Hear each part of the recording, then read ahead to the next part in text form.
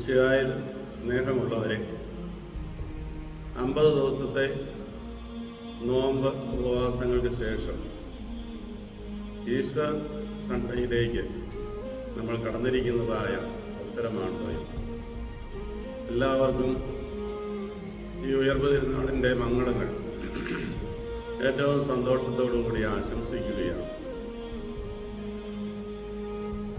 ഉയർപ്പ് എന്ന് പറയുന്നത്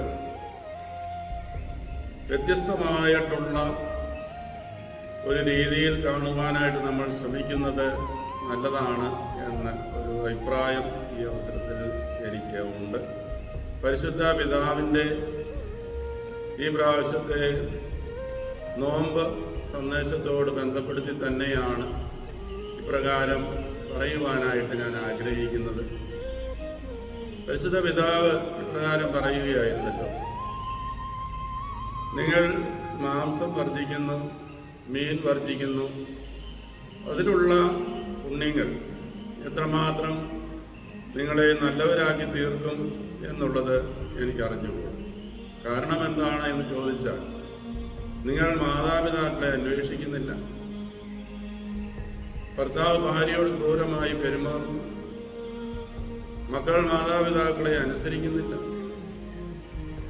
നിങ്ങൾ വലിയ അഹങ്കാരം പ്രാപിക്കുന്നു. ഇങ്ങനെയെല്ലാം ചെയ്തുകൊണ്ടിരിക്കുമ്പോൾ നിങ്ങളുടെ ഈ നോമ്പ് ഉപവാസങ്ങളൊക്കെ എന്ത് പ്രയോജനമാണ് നിങ്ങൾക്ക് ചെയ്യുന്നത് എന്ന് എനിക്ക് മനസ്സിലാകുന്നില്ല എന്ന് പരിശുദ്ധ പിതാവ് നമ്മളെ ഓർമ്മിപ്പിക്കുകയാണ്. സ്നേഹമുള്ളവരെ, ഈ ഈസ്റ്റർ സൺഡേ നമ്മളെ അല്പം വ്യത്യസ്തമായ രീതിയിൽ ചിന്തിക്കുവാൻ പ്രേരിപ്പിക്കണം എന്ന് ഞാൻ പറയുകയുണ്ടായി. എന്താണ്?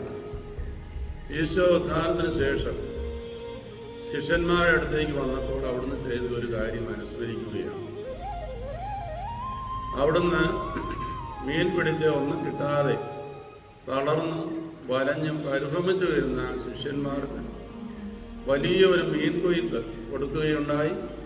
അവർ 153 വലിയ മത്സ്യങ്ങൾ പിടിക്കുകയുണ്ടായി. അതിനുശേഷം അവർ കരയിലെത്തിയപ്പോൾ ഇതാ അവിടുന്ന് കരുണയോടെ കനലിൽ അവർക്ക് വേണ്ടിയിട്ട് മീൻ ചുട്ടും അപ്പം പ്രിപ്പയർ ചെയ്തും വെച്ചിരിക്കുന്നതായിട്ടാണ് അവർക്ക് കാണാൻ സാധിച്ചത്. ആ ശിഷ്യന്മാരുടെ അധ്വാനത്തിൽ നിന്ന് ഒരു ഭാഗവും കൂടി സ്വീകരിച്ച് നിങ്ങൾ ഇപ്പോൾ പിടിച്ച മീനിൽ കുറച്ച് ഇവിടെ കൊണ്ടുവരിക എന്ന് പറഞ്ഞ് അതും കൂടി പാകം ചെയ്ത് അവർക്ക് കൊടുക്കുന്ന യേശുനാഥൻ എത്ര കരുണയോടുകൂടി അവിടുന്ന് ഉദ്ധാനത്തിന് ശേഷം പെരുമാറുന്നു എന്നത് നമ്മളെ സന്തോഷിപ്പിക്കുകയാണ്. സ്നേഹമുള്ളവരെ, വിശുദ്ധ മത്തായിയുടെ സുവിശേഷം 9-ാമത്തെ അധ്യായത്തിൽ 36-ാം വചനം ഇപ്രകാരമാണ്: അവിടത്തേക്ക് ജനക്കൂട്ടത്തെ കണ്ടപ്പോൾ അവരുടെ മേൽ അനുകമ്പ തോന്നി. കാരണം അവർ ഇടയിലില്ലാത്ത ആളുകളെ പോലെ പരിഭ്രാന്തരും നിസ്സഹായരുമായിരുന്നുവെന്ന് രേഖപ്പെടുത്തിയിരിക്കുന്നു.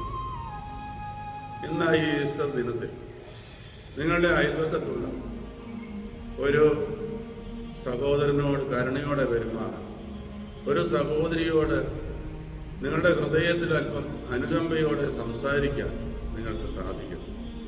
നിങ്ങളുടെ കുടുംബത്തിൽ മക്കളോട്, ഭാര്യയോട്, നിങ്ങളുടെ മാതാപിതാക്കളോട് ഒക്കെ സ്നേഹത്തോടെ സംസാരിക്കാനും പെരുമാറാനും നിങ്ങൾക്ക് സാധിക്കും. ഈസ്റ്റർ ദിനത്തിൻ്റെ എല്ലാവിധ സന്തോഷവും നിങ്ങൾ നിറയട്ടെ. ദൈവം അനുഗ്രഹിക്കും.